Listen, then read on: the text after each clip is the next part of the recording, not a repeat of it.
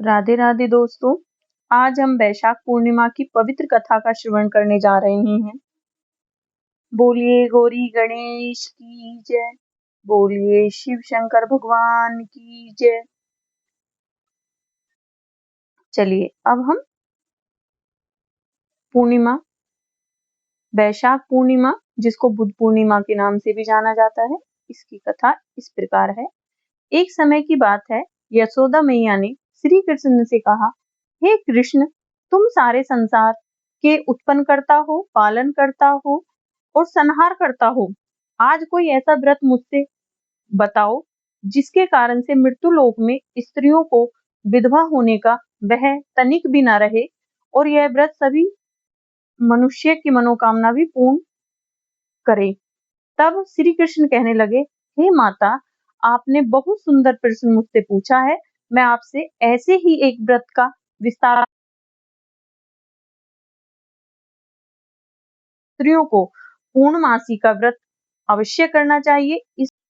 इस व्रत के करने से हर एक स्त्री को सौभाग्य, संपत्ति और उसे अखंड सौभाग्य की प्राप्ति होती है और भगवान शिव के प्रति मनुष्य मात्र की भक्ति को बढ़ाने वाला। तब यशोदा जी कहने लगी, हे कृष्ण, सबसे पहले इस व्रत को मृत्युलोक में किसने करा था, इसके विषय में भी मुझे विस्तार पूर्वक बताओ। तब श्री कृष्ण कहने लगे, हे माता, इस भूमंडल पर एक अत्यंत प्रसिद्ध राजा चंद्रहास से पालित अनेक प्रकार के रत्नों से परिपूर्ण कार्तिका नाम की एक नगरी थी। वहां पर धनेश्वर नाम का एक ब्राह्मण रहता था और उसकी पत्नी बहुत ज्यादा रूपवती थी, बहुत ज्यादा सुशील और दयालु भाव वाली थी।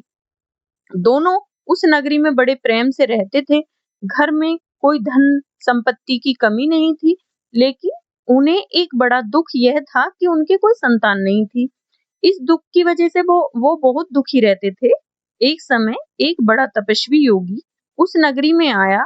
वह योगी उस ब्राह्मण के घर को छोड़कर सभी घरों से भिक्षा लेकर भोजन किया करता था। एक दिन वह योगी रूपवती से भिक्षा न लेकर किसी दूसरे घर से भिक्षा लेकर गंगा किनारे जाकर भिक्षा में मिले खाने को बड़े स्वाद से खाने लगा।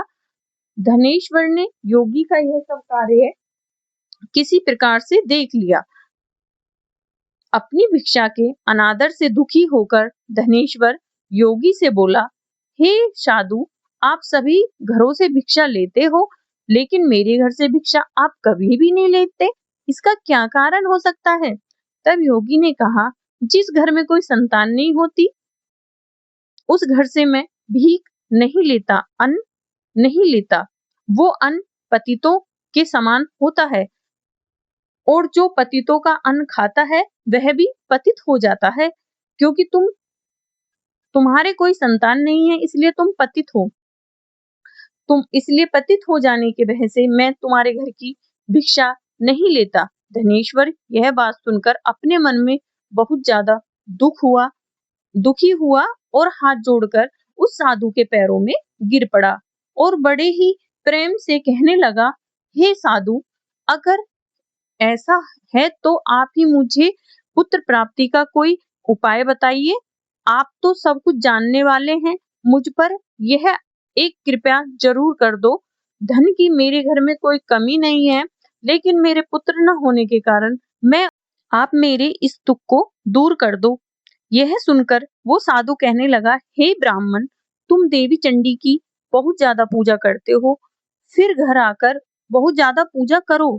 फिर घर आकर उसने अपनी पत्नी से सारी बातें बताई और खुद तपस्या के लिए वन में चला गया। वन में जाकर उसने देवी चंडी की उपासना की और व्रत भी किया। चंडी देवी ने 16वें दिन उसको सपने में दर्शन दिए और कहा, हे धनेश्वर, जा, तेरे पुत्र होगा, परंतु वह 16 वर्ष की आयु में ही मृत्यु को प्राप्त हो जाएगा। अगर तुम दोनों पतित 32 पूर्णिमा का व्रत विधि पूर्वक करोगे तो वह दीर्घायु होगा। जितनी तुम्हारी सामर्थ्य हो, आटे के उतने ही दिए बनाकर शिव जी का पूजन करना, किंतु पूर्णिमा को 32 की संख्या पूरी हो जानी चाहिए। पूर्णिमा की 32 की संख्या पूरी हो जानी चाहिए। प्रातः काल होने पर इस स्थान के पास ही तुम्हें आम का एक वृक्ष दिखाई देगा। उस वृक्ष पर चढ़कर तुम एक फल तोड़कर जल्दी अपने घर चले जाना और अपनी पत्नी से सारा वृतांत कहना। ऋतु स्नान के बाद वह स्वच्छ होकर श्री शंकर जी का ध्यान करके उस फल को खा लेगी। तब शंकर भगवान की कृपा से उसको गर्भ ठहर जाएगा। जब वह ब्राह्मण प्रातः काल उठा तो उसने उस स्थान के पास ही एक आम का वृक्ष देखा जिस पर बहुत सुंदर आम लगे हुए थे। ब्राह्मण ने उस आम के वृक्ष पर चढ़कर फल को तोड़ने का प्रयास किया, किंतु वृक्ष पर कई बार प्रयास करने पर भी वह नहीं चढ़ पाया। अब तो ब्राह्मण को बड़ी ही चिंता होने लगी। तब वह विघ्न विनाशक श्री गणेश जी की स्तुति करने लगा कि हे दयानिधे, अपने भक्तों के विघ्नों का नाश करके उनके मंगल कार्य को करने वाले, दुष्टों का नाश करने वाले, रिद्धि सिद्धि के देने वाले, आप मुझ पर कृपा करो। फिर वो मुझे इतना पूर्ण कर सकूं। इस प्रकार से भगवान की कृपा से वह वृक्ष पर चढ़ गया और फल तोड़कर घर आकर उसने फल अपनी पत्नी को लाकर दे दिया और पत्नी ने अपने पति के कहे अनुसार उस फल को खा लिया।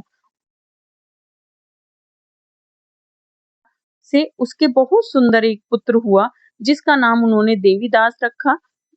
उन दोनों की खुशी का कोई ठिकाना ना रहा। बालक शुक्ल पक्ष के चंद्रमा की तरह अपने पिता के घर में बढ़ने लगा। देवी की कृपा से वह बालक बहुत ही सुंदर, सुशील और विद्या में निपुण था। देवी की आज्ञा अनुसार उसकी माता ने 32 पूर्णिमा का व्रत करा, जिससे उसका पुत्र बड़ी आयु वाला हो गया। 16वां वर्ष लगते देवीदास के माँ बाप को बड़ी चिंता होने लगी कि उनके पुत्र की इस वर्ष मृत्यु न हो जाए। इसलिए उन्होंने अपने मन में विचार किया कि अगर यह दुर्घटना उनके सामने हो गई तो वो कैसे सहन कर पाएंगे। इसलिए उन्होंने देवीदास के मामा को बुलाया और कहा, हमारी ये इच्छा है कि आप देवीदास को 1 वर्ष के लिए काशी ले जाकर विद्या अध्ययन कराओ। उसको तुम अकेला कभी भी मत छोड़ना, इसलिए तुम साथ जाओ और 1 वर्ष के बाद वापस लौट कर आना। बहुत सारा धन देकर माता पिता ने देवीदास को एक घोड़े पर बिठाकर और उसके मामा को काशी के लिए भेज दिया। किंतु बालक के अल्पायु होने की बात बालक को या उसके मामा को नहीं पता थी। धनेश्वर ने अपनी पत्नी के साथ मिलकर अपने पुत्र की मंगल कामना और उसकी लंबी उम्र के लिए देवी माँ चंडी की आराधना की। पूर्णिमा का व्रत प्रारंभ किया। इस प्रकार 32 पूर्णमासी का व्रत पूरा किया। कुछ समय बीतने के बाद एक दिन वह दोनों मामा और भांजे रास्ते में रात बिताने के लिए किसी गांव में रुक गए। उस दिन उस गांव में एक ब्राह्मण की बहुत सुंदर लड़की थी। उसका गुणवती कन्या का विवाह होने वाला था। जिस धर्मशाला के अंदर वो वर रुका और उसकी बारात ठहरी हुई थी, उसी धर्मशाला में देवीदास और उसके मामा भी रुक गए। संयोग बस कन्या को तेल आदि चढ़ाकर मंडप आदि का कर्म किया गया तो लगन के समय वर को धनुवर्त हो गया। वह हिलने डुलने और चलने में बिल्कुल असमर्थ हो गया। तब लड़की के पिता ने अपने परिवारजनों से परामर्श करके निश्चय किया कि देवीदास मेरे पुत्र जैसा ही सुंदर है, मैं इसके साथ ही लगन करा दूं और बाद में विवाह के सभी कार्य मेरे पुत्र के साथ हो जाएंगे। ऐसा सोचकर देवीदास के मामा के पास जाकर वह बोला कि तुम थोड़ी देर के लिए अपने भांजे को हमें दे दो, जिससे विवाह के लगन का सारे कार्य बड़े आराम से हो जाए। तब मामा कहने लगा कि जो कुछ भी मधु पर्क आदि कन्या दान के समय वर को मिले वह सब हमें दे दिया जाए तो मेरा भांजा इस बारात का दूल्हा बन जाएगा। वह पत्नी के साथ भोजन भी न कर सका। दुखी मन से वह सोचने लगा कि इस स्त्री के साथ अब क्या होगा, और वह सोचते सोचते उसकी आंखों में आंसू आ गए। तब उसकी पत्नी ने पूछा, क्या बात हो गई, आप इतने उदास और दुखी क्यों हो रहे हो। तब उसने सारी बातें जो वर के पिता और उसके मामा के बीच में हुई उस लड़की को बता दी। तब वह स्त्री कहने लगी कि यह ब्रह्मा विवाह के विपरीत कैसे हो सकता है? देव, ब्राह्मण और अग्नि के सामने मैंने तुमसे शादी की है और अपना पति माना है।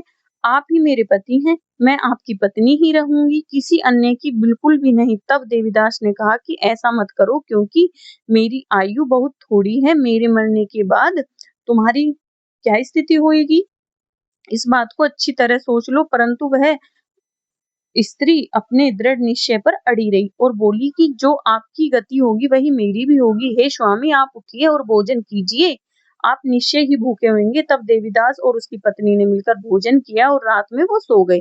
प्रातःकाल देवीदास ने अपनी पत्नी को 3 नगों से जड़ी हुई अंगूठी और एक रुमाल दिया और बोले, प्रिय, यह इसे संकेत समझकर रखो और शांत हो जाओ। मेरी स्मरण और जीवन जानने के लिए एक पुष्प वाटिका बना लो, उसमें सुगंधी वाली एक नवबालिका लगा लो, उसको हर दिन जल से सींचना और आनंद के साथ खेल कूदना और उत्सव मनाना। जिस समय और जिस दिन मेरी मृत्यु का होगा, यह फूल सूख जाएगा और जब यह फिर से हरे भरे हो जाएं तो समझ लेना कि मैं जीवित हूँ। यह बात निश्चित करके समझ लेना और इसमें कोई संशय मत करना। ऐसा समझा बुझाकर वह चला गया। प्रातः काल होते ही वहां पर गाजे बाजे बजने लगे। जिस समय विवाह के कार्य समाप्त करने के लिए वर तथा सब बाराती मंडप में आए तो कन्या ने वर को पहचान लिया और अपने पिता से कहा, यह मेरा पति नहीं है, मेरा पति वही है जिसके साथ रात में मेरा विवाह हुआ था, इसके साथ मेरा विवाह ही नहीं हुआ। अगर यह वही है तो बताए कि मैंने इसको क्या दिया था और रात में हमारे बीच में क्या गुप्त बातें हुई थी। पिता ने उसके कहे अनुसार वर को बुलवाया और कन्या की सारी बातें सुनकर वह कहने लगा कि मैं कुछ नहीं जानता। इसके बाद वह लज्जित होकर अपनी बारात लेकर चला गया। भगवान श्री कृष्ण आगे बोले, हे माते, इस प्रकार देवीदास काशी विद्या पढ़ने के लिए चला गया। जब कुछ समय बीत गया तो काल से प्रेरित होकर एक सांप रात के समय उसको डसने के लिए वहां पर आया। उस विष के प्रभाव से बिस्तर के चारों ओर से विष की ज्वाला से वह बिस्तर विषैला हो गया, परंतु व्रतराज के प्रभाव से उसको वह सांप काट नहीं पाया, क्योंकि पहले ही उसकी माँ ने 32 पूर्णिमा का व्रत रखा हुआ था। इसके बाद मध्याह्न के समय स्वयं काल वहां पर आया और उसके शरीर से उसके प्राणों को निकालने का प्रयास करने लगा, जिससे वह मूर्छित होकर देवी पार्वती ने मूर्छित दशा में देखकर देवी पार्वती ने भगवान से प्रार्थना की, हे भगवान, हे प्रभु, इस बालक की माता ने 32 पूर्णिमासी का व्रत किया था, जिसके प्रभाव से भगवान अब आप इसको प्राणदान दे दीजिए। देवी के कहने पर भक्त वत्सल्य भगवान ने उस बालक को प्राण दे दिए। इस व्रत के प्रभाव से काल को भी पीछे हटना पड़ा और देवीदास स्वस्थ होकर बैठ गया। उधर उसकी पत्नी उसकी प्रतीक्षा कर रही थी। एक दिन उसने देखा कि उस पुष्प वाटिका में पत्र पुष्प कुछ भी नहीं रहे, सब कुछ सूख कर नष्ट हो गए और तब उसे बड़ा आश्चर्य हुआ, किंतु कुछ ही क्षण में वह सब वाटिका पहले की तरह हरी भरी हो गई और वह समझ गई उसका पति पूर्ण जीवित हो गया है। यह देखकर वह बहुत खुश हुई और अपने पिता से कहने लगी, पिताजी, मेरे पति जीवित हैं, आप उनको ढूंढिए। जब 16वां वर्ष बीत गया तो देवीदास ने अपने मामा के साथ काशी से वापस अपने घर के लिए चल पड़ा। उधर उसके ससुराल वाले उसको ढूंढ रहे थे। एक दिन दोनों मामा भांजे उस नगर में आ पहुंचे और उस नगर में उस कन्या के पिता ने उन दोनों मामा भांजे को पहचान लिया और पहचान कर अपने घर ले गए। उस समय नगर के निवासी वहां इकट्ठा हो गए और फिर सबने निश्चय किया कि कहा अब से ही इस बालक के साथ इस कन्या का विवाह हुआ है। लगे कि भला उस बालक को जब कन्या ने देखा, नगरवासियों ने खूब आनंद मनाया। कुछ दिन के बाद देवीदास अपनी पत्नी और मामा के साथ अपने ससुराल के घर से बहुत सारा धन दौलत लेकर अपने घर की ओर चल पड़ा। जब वह अपने नगर के पास पहुंचा तो कई लोगों ने उसे देखकर उसके माता पिता को जाकर बता दिया कि तुम्हारा पुत्र कुशल वापस आ गया है। पुत्र देवीदास अपनी पत्नी और मामा के साथ आ गया है। ऐसा सुनकर पहले तो उन्हें विश्वास नहीं हुआ, किंतु जब और लोगों ने भी आकर उनकी बात का समर्थन किया तब उन्हें विश्वास हुआ। देवीदास और उसकी पत्नी अपने घर पहुंचे और देवीदास ने अपने माता पिता के चरणों में सिर रखकर प्रणाम किया और उसकी पत्नी ने भी अपने सास ससुर के चरणों को स्पर्श किया। तो माता पिता ने अपने पुत्र और पुत्रवधू को हृदय से लगा लिया और सबकी आंखों में प्रेम के आंसू बहने लगे। अपने पुत्र और पुत्रवधू के आने की खुशी में धनेश्वर ने बहुत बड़ा उत्सव मनाया और ब्राह्मणों को भी बहुत सी दान दक्षिणा देकर प्रसन्न किया। भगवान श्री कृष्ण कहने लगे, हे माता, इस प्रकार धनेश्वर 32 पूर्णिमासी के व्रत के प्रभाव से पुत्रवान हो गया। जो भी स्त्री इस व्रत को करती है वो जन्म जन्म अखंड सौभाग्यवती रहती है और ना वो कोई दुख भोगती है। यह मेरा वचन है, इसमें कोई संदेह नहीं है। यह व्रत पुत्र पौत्र को देने वाला तथा संपूर्ण मनोकामनाओं को पूर्ण करने वाला। हे शिव भगवान, हे गौरी गणेश, जैसे आपने धनवेश्वर की पुत्र की रक्षा की, ऐसे ही आप सबके अखंड सौभाग्य, अचल सौभाग्य प्राप्त करना और उनके पुत्र पौत्र आदि सबको सद्बुद्धि देना, सबको ठीक रखना। बोलो शंकर।